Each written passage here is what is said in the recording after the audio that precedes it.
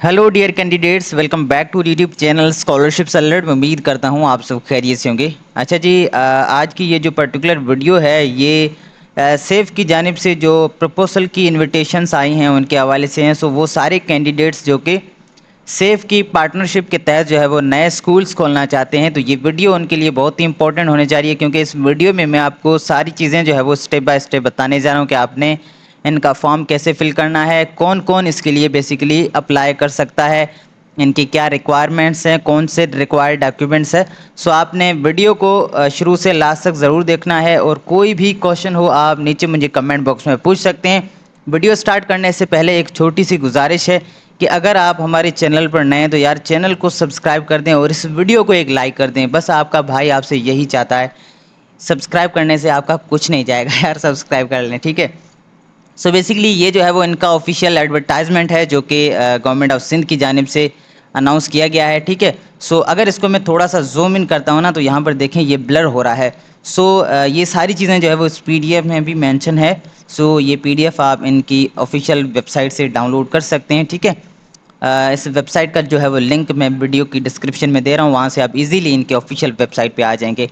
सो submission की जो deadline है प्रपोजल की वो 30 जून है। सो जितना हो आपने जल्द से जल्द जो है वो अप्लाई कर लेना है, ठीक है। इंट्रोडक्शन में यहाँ पर जो है वो कह रहे हैं कि सेफ की जानिब से जो है वो प्रपोजल्स की जो है वो इनविटेशंस भेजी जाती है उन तमाम क्वालिफाइड इंडिविजुअल्स या जो नॉन गवर्नमेंटल ऑर्गेनाइजेशंस हैं उनको, ताकि वो जो है वो नए स्कूल्स खोल पाएँ जिन्हें हम न्यू फाउंडेशन असिस्टेड स्कूल्स कहते हैं, ठीक है। सिंध के जितने भी डिस्ट्रिक्ट्स हैं उनमें, ठीक है। और यहाँ पर कह रहे हैं कि जो प्रेफरेंस है वो बेसिकली उनको दी जाती है जो कि रिमोट या हार्ड टू रीच एरियाज़ हैं सिंध के, जहाँ पर जो number of out of school children जो है ना वो हाई होना चाहिए। सो उनको जो है ना बेसिकली ये ज़्यादा प्रेफरेंस देंगे, ठीक है। स्कोप ऑफ वर्क की अगर हम बात करें तो ये जो इनिशिएटिव है इसका जो मेन बेसिकली एम है ना वो यही है कि जो आउट ऑफ स्कूल चिल्ड्रन है ना उनको फ्री ऑफ कॉस्ट जो है वो क्वालिटी एजुकेशन प्रोवाइड की जाए इन फाउंडेशन असिस्टेड स्कूल्स के अंदर, ठीक है। जो भी पार्टनर सिलेक्ट होंगे इस कैटेगरी के तहत बेसिकली उनको ये पर चाइल्ड या पर मंथ के हिसाब से जो है ना एक फिक्स अमाउंट जो है वो देंगे इन टर्म्स ऑफ सब्सिडी, जो कि अप्रूव्ड किया जाएगा सेफ बोर्ड गवर्नर्स की जानिब से। टाइम टू टाइम जो है वो आपको ये पेड किया जाएगा सेफ की जानिब से, ठीक है। लेकिन इसमें जो है वो ये परफॉर्मेंस बेस पे होता है, जिसमें जो आपका कॉन्ट्रैक्ट है उसमें ये सारी चीज़ें इंक्लूड होंगी, ठीक है। जिसमें स्टूडेंट का हेड काउंट हो गया, ठीक है, असेसमेंट्स हो गई, teachers qualifications, market competitive salaries, safe and secure infrastructure, safe drinking water, hygiene and cleanness, ठीक है। सो ये सारी चीज़ें बेसिकली आपके इस कॉन्ट्रैक्ट में आती हैं, ठीक है। और इसके साथ कुछ प्रोफेशनल डेवलपमेंट और कैपेसिटी बिल्डिंग प्रोग्राम्स भी होते हैं टीचर्स के लिए, हेड टीचर्स के लिए और जो पार्टनर्स हैं उनके लिए, ठीक है। इसके साथ जितने भी जो इनरोल्ड स्टूडेंट्स हैं वो बेसिकली फ्री ऑफ कॉस्ट जो है वो टेक्स्ट बुक भी रिसीव करेंगे, जो कि प्रिंटेड होंगे सिंध टेक्स्ट बुक बोर्ड के, ठीक है। अप्लाई करने की जो डेडलाइन है वो 30 जून है। सो जितना हो जल्द आपने जो है वो अपने जो है वो प्रपोजल्स भेज देने हैं सेफ की हेड ऑफिस की जानिब से। अब यहाँ पर जो है ना बेसिकली दो तरीके से आप अप्लाई कर सकते हैं, एक है इंडिविजुअली और एक है थ्रू ऑर्गेनाइजेशंस के। सो अगर आपके पास ऑर्गेनाइजेशंस हैं तो उनका क्या क्राइटेरिया है मैं आपको बता देता हूं। आपकी जो ऑर्गेनाइजेशन है उसके पास जो है ना एक वैलिड रजिस्ट्रेशन होनी चाहिए किसी भी रेलेवेंट फेडरल या प्रोविंशियल गवर्नमेंट अथॉरिटी से, ठीक है। आपके पास वैलिड जो है वो रजिस्ट्रेशन सर्टिफिकेट होना लाजमी है, और आपकी जो ऑर्गेनाइजेशन है उसका जो बेसिकली नेट वर्थ जो है ना वो 5 मिलियन होना चाहिए, या जो उसका लास्ट 2 ईयर का जो टर्नओवर है ना वो 5 मिलियन का होना चाहिए। इसके साथ ये आपसे जो है वो ऑडिट रिपोर्ट भी जो है वो आपसे रिक्वायर्ड होगी लास्ट 2 ईयर्स की, जो कि साइंड होनी चाहिए और सर्टिफाइड होनी चाहिए चार्टर्ड अकाउंटेंट से। और उसके साथ आपसे ये बैंक स्टेटमेंट भी जो है वो रिक्वायर्ड होगी लास्ट 2 ईयर्स की, जो कि वेरीफाइड होनी चाहिए कंसर्न बैंक से।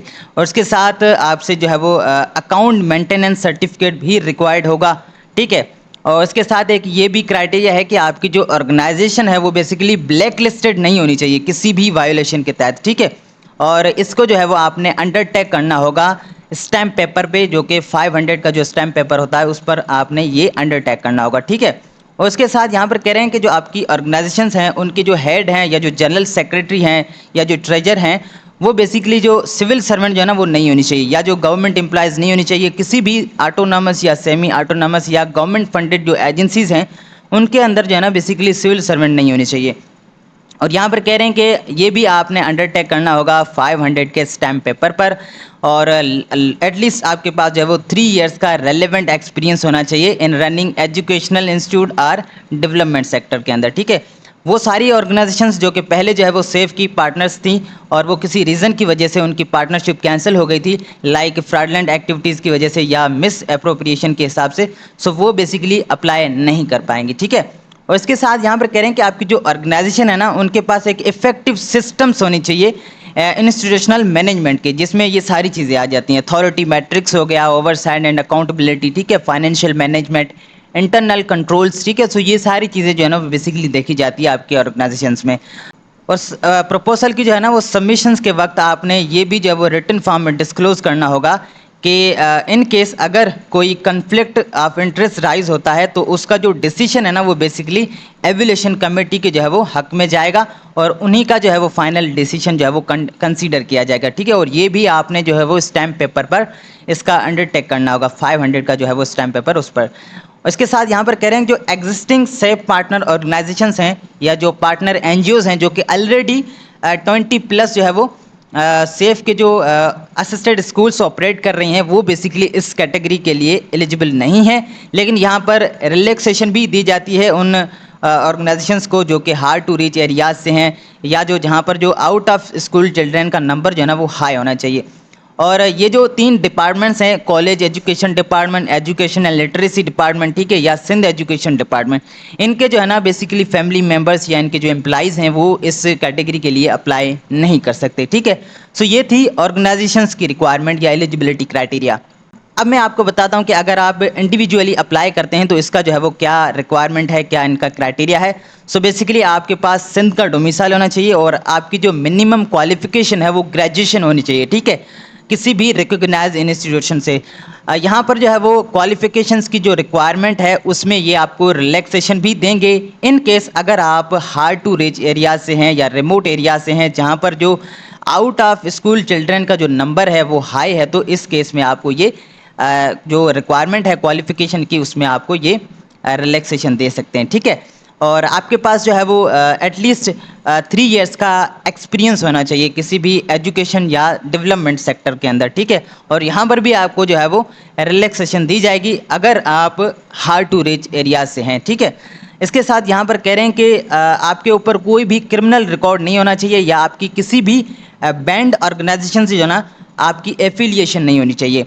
और ये चीज़ आपने अपने जो कंसर्न पुलिस स्टेशन है वहाँ से आपने पुलिस वेरिफिकेशन भी जो है वो करवानी है या आप किसी भी गजेटेड गवर्नमेंट ऑफिसर से करवा सकते हैं जिसको जो कि 17 ग्रेड का हो, ठीक है। इसके साथ यहाँ पर कह रहे हैं कि अगर आप पहले जो है वो सेफ के पार्टनर थे, आपको पार्टनरशिप मिली थी लेकिन वो किसी रीज़न की वजह से कैंसिल हो गई, तो आप जो है वो दोबारा अप्लाई नहीं कर पाएंगे, ठीक है।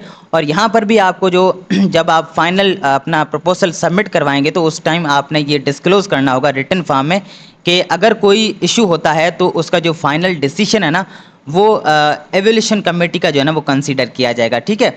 और इसके साथ आप जो है वो सिविल सर्वेंट नहीं होनी चाहिए, गवर्नमेंट एम्प्लॉय नहीं होनी चाहिए, किसी भी ऑटोनॉमस या सेमी ऑटोनॉमस या जो गवर्नमेंट फंडेड एजेंसीज़ हैं उनमें आप जो है वो एम्प्लॉय नहीं होनी चाहिए, ठीक है। और इसके साथ यहाँ पर कह रहे हैं कि ये भी आपने जो है ना स्टैम्प पेपर पे जो है वो ये अंडरटेक करना होगा 500 का जो स्टैम्प पेपर है उस पर। इसके साथ यहाँ पर कह रहे हैं कि नोट में जो एग्जिस्टिंग सेफ पार्टनर्स हैं जो कि ऑलरेडी 4 या 4 से ज़्यादा जो है वो फाउंडेशन असिस्टेड स्कूल्स चला रहे हैं वो बेसिकली इस कैटेगरी के लिए अप्लाई नहीं कर पाएंगे। लेकिन यहाँ पर भी रिलैक्सेशन दी जाती है हार्ड टू रीच एरियाज़ को। और यहाँ पर कह रहे हैं कि ये जो गवर्नमेंट के जो डिपार्टमेंट्स हैं इनके बेसिकली फैमिली मेम्बर्स या जो एम्प्लॉयज़ हैं वो बेसिकली इसके लिए एलिजिबल नहीं है, ठीक है। अब साइट के लिए जो एलिजिबिलिटी है वो ये है कि आपकी जो पर्टिकुलर साइट है या जो लोकेलिटी है ना वहाँ पर नीड होनी चाहिए, यानी कि आपका जो एरिया है, ठीक है, जहाँ पर आप स्कूल बनवाना चाहते हैं उसके इर्द गिर्द 1 किलोमीटर के इर्द गिर्द जो उसका जो रेडियस है ना उसके अंदर कोई भी गवर्नमेंट स्कूल नहीं होनी चाहिए और 2 किलोमीटर के रेडियस के जो है वो अंदर आपका कोई भी सेफ सपोर्टेड स्कूल नहीं होना चाहिए, ठीक है। सो ये 1-2 रिक्वायरमेंट है साइट की। और दूसरी ये है कि आपकी जो साइट या जो बिल्डिंग है चाहे वो रेंट की हो या आपकी अपनी हो, उनका जो इंफ्रास्ट्रक्चर है ना वो अच्छा होना चाहिए, ठीक है। और आपने विदिन 1 ईयर के अंदर अपने जो पर्टिकुलर अगर आपके पास प्लॉट या लैंड है तो आपने उसकी जो इंफ्रास्ट्रक्चर है ना उसको बेहतर करना है, यानी कि उसमें वॉशरूम्स होने चाहिए, ड्रिंकिंग वाटर, ठीक है, इलेक्ट्रिसिटी या जो बाउंड्री वाल्स हैं या जो प्ले एरिया है, ठीक है, ये सारी चीज़ें जो है ना वहाँ पर होनी चाहिए। अगर ये नहीं होती हैं तो बेसिकली आपका जो ये सेटअप है वो टेम्परेरी सेटअप होगा 1 साल तक, ठीक है, इससे ज़्यादा जो है वो नहीं चल सकता। उसके साथ यहाँ पर कह रहे हैं कि जो सबमिशन का जो तरीक़ेकार है वो मैं आपको बता देता हूँ।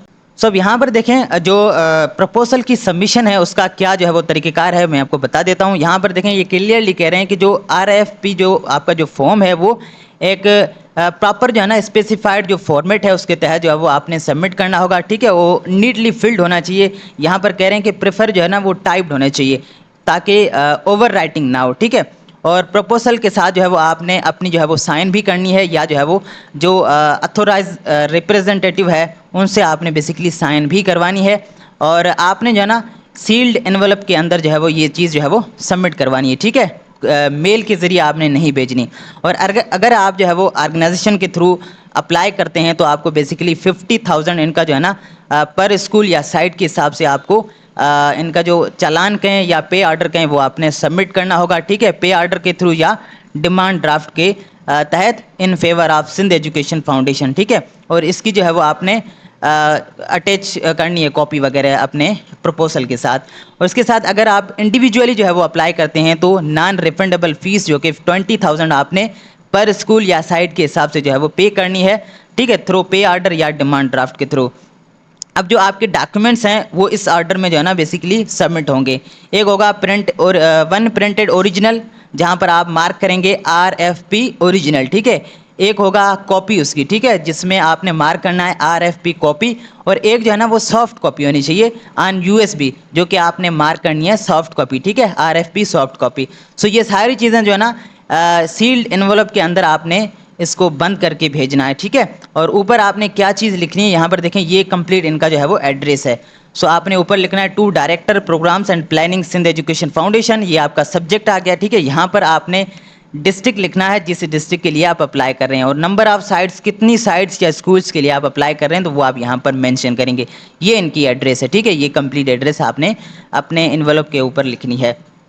सो ये अब जो नीचे जो चीज़ें मैं आपको बताने जा रहा हूँ ये बहुत ही इंपॉर्टेंट है, ठीक है, आपके पार्टनरशिप को विनिंग में ये बहुत ही हेल्प करेंगी। सो इसमें 3 कैटेगरीज हैं, ठीक है। यहाँ पर देखें A+B+C, मैक्सिमम जो मार्क्स हैं वो 100 हैं, ठीक है। और यहाँ पर अगर हम देखें तो यहाँ पर जो मैनेजमेंट कॉम्पिटेंसीज हैं इनमें बेसिकली 2 कैटेगरीज हैं, ठीक है, एक है इंडिविजुअल्स, एक है ऑर्गेनाइजेशंस के हिसाब से।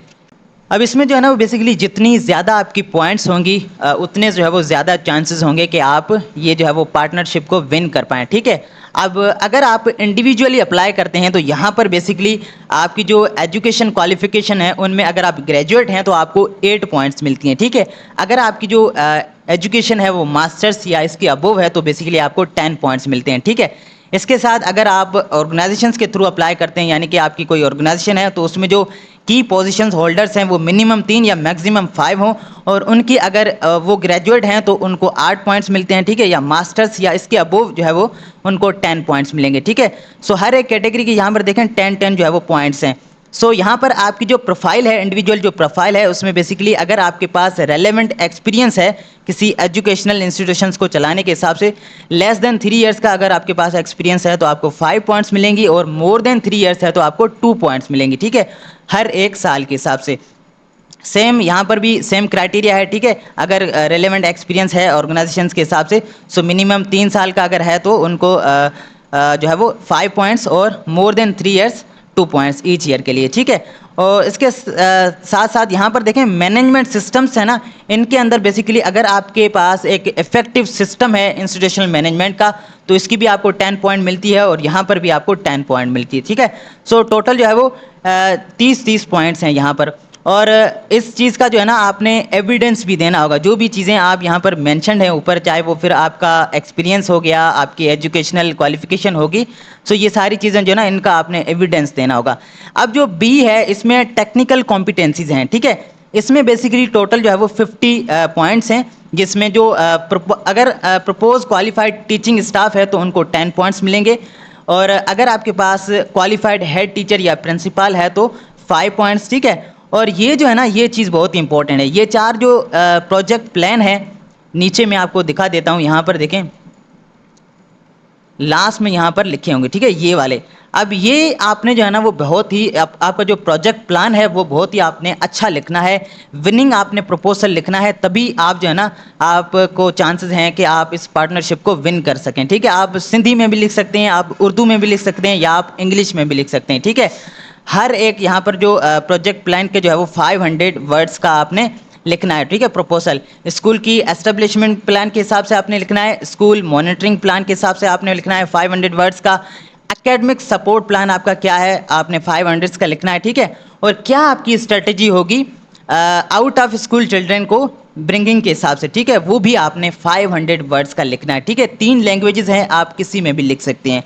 सो हम ऊपर चलते हैं अपने मेन जो है वो पॉइंट के ऊपर।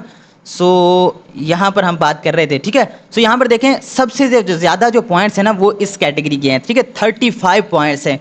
सो अगर आप विनिंग प्रपोजल लिखते हैं तो आपको ज़्यादा चांसेस हैं कि आप जो है वो ये जो है वो पार्टनरशिप जो है वो विन कर पाएँ, ठीक है। और यहाँ पर जो टोटल पॉइंट्स हैं वो बेसिकली 50 हैं। अब 50 ये हो गई, 30 ये हो गई, ठीक है, टोटल पॉइंट्स हो गई 80, ठीक है। इसकी भी आपने जो है ना वो डॉक्यूमेंट फॉर्म में जो है वो इसका एविडेंस देना, जो भी आप चीज़ें लिखेंगे या जो प्रोवाइड करेंगे उसका आपने एविडेंस देना होगा, ठीक है। अब जो सी है इसमें बेसिकली जियोग्राफिकल कॉम्पिटेंसीज देखी जाती है। इसमें basically potential house holds in the proximity of the school site, इसके 5 पॉइंट्स हैं, ठीक है। और जो पोटेंशियल आपकी इनरोलमेंट है ईच स्कूल साइट की, उसके 10 पॉइंट्स हैं, ठीक है। और आपकी जो स्टेटस है बिल्डिंग की या जो साइज़ है, ठीक है, जो प्रपोज स्पेस है उसकी जो है वो आपको 5 पॉइंट्स मिलती हैं, ठीक है। तो टोटल यहाँ पर 20 पॉइंट्स है। अब जो है वो टोटल मिलाकर 100 जो है वो पॉइंट्स होती हैं, जिसमें यहाँ पर जो मिनिमम स्कोर रिक्वायर्ड है ना पासिंग के लिए, वो बेसिकली 50 है। जहाँ पर जो है ना बेसिकली ए बी और सी को कंबाइन करके 50 मार्क्स अगर आप जो है वो यहाँ पर लेते हैं या 50 पॉइंट्स लेते हैं तो आप जो है वो पास होते हैं, ठीक है। सो अब यहाँ पर जो है ना बेसिकली वेरिफिकेशंस की बात आती है साइड या डॉक्यूमेंट के हिसाब से। सो यहाँ पर कह रहे हैं कि क्वालिफाइंग जो प्रपोजल्स हैं वो उनकी वेरिफिकेशंस होगी, ठीक है। एलिजिबिलिटी क्राइटेरिया के हिसाब से उनकी वेरिफिकेशन होगी। सेफ में verify submitted documents with relevant authorities, तो जो भी आप चीज़ें सबमिट करेंगे अपने प्रपोजल के अंदर वो जो है वो सेफ की जानिब से जो रेलेवेंट अथॉरिटीज़ हैं उनसे जो है वो चीज़ वेरीफाई करवाएंगे, ठीक है। उसके बाद जो शॉर्ट लिस्टेड जो अप्लीकेंट्स होंगे उनको प्रेजेंटेशन के लिए इनवाइट किया जाएगा। और फाइनल में जो है ना आपको जो है वो पार्टनरशिप कॉन्ट्रैक्ट जो है वो अवार्ड किया जाता है, ठीक है। और यहाँ पर कह रहे हैं कि safe reserve the right to cancel और reject any application at its discretion. So अगर आप मतलब कोई फेक चीज़ देते हैं या फिलहाल के लिए आप जो है वो अपना प्रपोजल विन करवा लेते हैं, लेकिन बाद में अगर कोई चीज़ रॉन्ग प्रूफ होती है तो ये आपका जो प्रोजेक्ट है ना वो कैंसिल भी हो सकता है, ठीक है। सो अब बात आती है यहाँ पर फॉर्म को फिल करने के हिसाब से। सो ये है पहले जो है वो ऑर्गेनाइजेशंस प्रोफाइल, यानी कि अगर आप ऑर्गेनाइजेशंस के थ्रू अप्लाई करते हैं तो आपने कैसे फिल करना है। आपने डेट ऑफ एस्टेब्लिशमेंट यहाँ पर लिखनी है, ठीक है। और ब्लॉक लेटर्स यूज़ करने हैं फॉर्म को फिल करने के लिए। सो यहाँ पर अपने ऑर्गेनाइजेशन का आपने नाम लिखना है, जो कि रजिस्ट्रेशन सर्टिफिकेट पे लिखा होता है ना, वही आपने यहाँ पर नाम लिखना है, रजिस्ट्रेशन नंबर लिखना है, और लास्ट जो आपने रिन्यूअल करवाया होगा उसकी आपने डेट लिखनी है, ठीक है। और किस तरह की आपकी ऑर्गेनाइजेशन है, एजुकेशनल इंस्टीट्यूशन है या नॉन गवर्नमेंटल एनजीओ है या कोई और है, तो वो आप यहाँ पर लिख सकते हैं या यहाँ पर टिक लगा सकते हैं, ठीक है। उसके बाद यहाँ पर आपने जो नेशनल टैक्स नंबर होता है या जो फ्री टैक्स नंबर होता है वो आपने लिखना है, एनटीएन या एफटीएन हम जिसे कहते हैं वो आपने यहाँ पर लिखना है। कॉन्टैक्ट डिटेल्स आपने यहाँ पर लिखनी है। अगर आपकी ऑर्गेनाइजेशन की कोई वेबसाइट है तो उसकी यूआरएल आपने यहाँ पर लिखनी है, ठीक है। इसके साथ जो आपकी ऑर्गेनाइजेशन है उनके जो हेड हैं उनका बेसिकली आपने नाम, उनकी डेजिग्नेशन और उनकी क्वालिफिकेशन लिखनी है, ठीक है। और आपने यहाँ पर जो है वो आपकी ऑर्गेनाइजेशन के जो एक्सपीरियंस है, रेलेवेंट एक्सपीरियंस, वो आपने यहाँ पर लिखने हैं, ठीक है। सोशल सेक्टर में कितना है, एजुकेशन सेक्टर में कितना है, तो वो आप यहाँ पर ईयर्स में बता सकते हैं। और यहाँ पर ऑर्गेनाइजेशन का जो नेटवर्थ है या जो टर्न ओवर है लास्ट 2 ईयर का, वो आपने पीकेआर में यहाँ पर लिखना है, ठीक है। यहाँ पर ईयर्स लिखने हैं और यहाँ पर वो एरिया बताना है जहाँ पर आप अपनी ऑर्गेनाइजेशन को जो है वो ऑपरेट करेंगे, ठीक है। इसके साथ यहाँ पर देखें, कह रहे हैं कि details of the focal person nominated for foundation assisted school. So जो नॉमिनेटेड पर्सन होगा उनका आपने नाम, उनकी डेजिग्नेशन, उनका सीएनआईसी, उनका कॉन्टैक्ट नंबर लिखना है, ठीक है। और इसके साथ यहाँ पर ये सारे डॉक्यूमेंट्स आपने अटैच करने हैं, ठीक है। एक तो copy of valid registration certificate हो गया, ठीक है, ऑर्गेनाइजेशन का, और एक हो गया एनटीएन या एफटीएन वेरिफिकेशन फोटो कापी, और इसके साथ सीवीज भी आपने अटैच करनी है, ठीक है। एक जो है वो हेड ऑफ द ऑर्गेनाइजेशन की हो गई, एक जो है वो आपने मैनेजमेंट टीम जो है जो कि एजुकेशनल प्रोग्राम्स के लिए है उनकी सीवीज, ठीक है, और इसके साथ जो फोकल पर्सन जो नॉमिनेट होगा उनकी जो है वो आपने सीवी अटैच करनी है, और इसके साथ सीएनआईसी की फोटो कापीज भी आपने अटैच करनी है, ठीक है। एक तो हेड ऑफ द ऑर्गेनाइजेशन का हो गया, और बाकी एक जो है वो आपने फोकल पर्सन जो होगा नॉमिनेटेड उसकी, और यहाँ पर जी आपने लास्ट 2 ईयर्स की जो ऑडिट फाइनेंशियल स्टेटमेंट है वो भी आपने उसकी भी कॉपी अटैच करनी है, ठीक है। सो ये था ऑर्गेनाइजेशन का जो है वो क्राइटेरिया या जो फॉर्म फिल करने का तरीक़ेकार। सो अब मैं आपको बताता हूँ अगर आप इंडिविजुअली अप्लाई करते हैं तो आपने कैसे लिखना है, ठीक है। यहाँ पर सो ब्लॉक लेटर्स आपने यूज़ करना है। यहाँ पर भी ब्लॉक लेटर्स के अंदर अपना नाम लिखना है, अपने फादर या हस्बैंड का नाम, अपना सीएनआईसी नंबर, अपनी डेट ऑफ बर्थ, यहाँ से जेंडर चूज़ करनी है, ठीक है। आपकी क्वालिफिकेशंस क्या है, कितना एक्सपीरियंस है वो आप ईयर्स के हिसाब से सिलेक्ट करें। आपका करंट प्रोफेशन या ऑक्यूपेशन क्या है वो आप सिलेक्ट करें, ठीक है। District, email ID, contact number, permanent address, ठीक है, आपकी मेलिंग एड्रेस, और यहाँ पर आपके पास अगर कोई एक्सपीरियंस है तो वो आप बता सकते हैं, ठीक है। आपने कौन से डॉक्यूमेंट अटैच करने हैं, आपके सीएनआईसी की कॉपी, ठीक है, वैलिड आपका सीएनआईसी, और मैट्रिक से लेकर जितने भी आपकी एजुकेशन है उनकी मार्कशीट्स और उनके सर्टिफिकेट्स वो भी आपने अटैच करने, ठीक है, उनकी कॉपीज़। आपके बैंक अकाउंट डिटेल्स, आपका वर्क एक्सपीरियंस उनके सर्टिफिकेट्स, आपका करेक्टर सर्टिफिकेट, आपकी अपडेटेड सीवी, ठीक है, और इसके साथ आपका डोमिसाइल और पीआरसी, और इसके साथ जी यहाँ पर देखें कह रहे हैं कि जो क्वालिफिकेशंस है वो स्टार्टिंग फ्रॉम द लेटेस्ट। सो जो आपकी लेटेस्ट क्वालिफिकेशन है वो कौन सी है, अगर आपके पास डिग्री या सर्टिफिकेट या डिप्लोमा है तो वो आप बता सकते हैं, ठीक है। उनका जो है वो टाइम पीरियड भी आपने बताना है।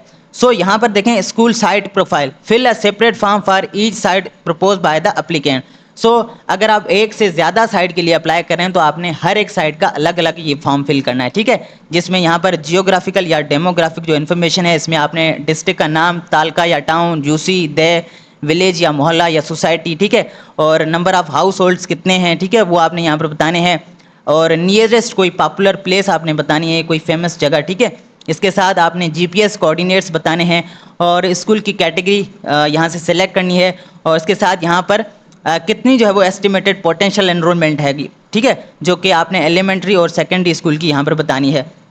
इसके साथ यहाँ पर स्कूल का इंफ्रास्ट्रक्चर इन्फॉर्मेशन है, जिसमें कह रहे हैं कि अगर बिल्डिंग जो है वो आपकी अपनी है या रेंटेड है या डोनेटेड है तो उसका जो टोटल एरिया है वो स्क्वायर फीट में आपने बताना है, और कितने जो है वो टोटल नंबर ऑफ़ रूम्स हैं, और इसके साथ जो है वो कितने उनके फ्लोर्स हैं। सो यहाँ पर देखें कह रहे हैं कि इफ़ अप्लीकेबल है, ये चीज़ें अगर हैं तो आप बता सकते हैं, नहीं है तो कोई मसला नहीं है, ठीक है। सो यहाँ पर आपने बतानी है एवरेज साइज़ कितनी है रूम की। इसके साथ अगर आपका जो प्लॉट है वो बेसिकली आपका अपना है या जो रेंटेड है या डोनेटेड है या किसी और तरीके से आपने वो प्लॉट जो है वो लिया है तो उसकी आपने किस तरीके से डिटेल देनी है, आप यहाँ पर टिक लगा सकते हैं, सिंपल, ठीक है। सो ये लास्ट में जो प्रोजेक्ट प्लान है ये आपने सिंधी, उर्दू या इंग्लिश में लिखना है। बहुत ही अच्छे तरीके से आपने ये विनिंग प्रपोजल लिखने हैं।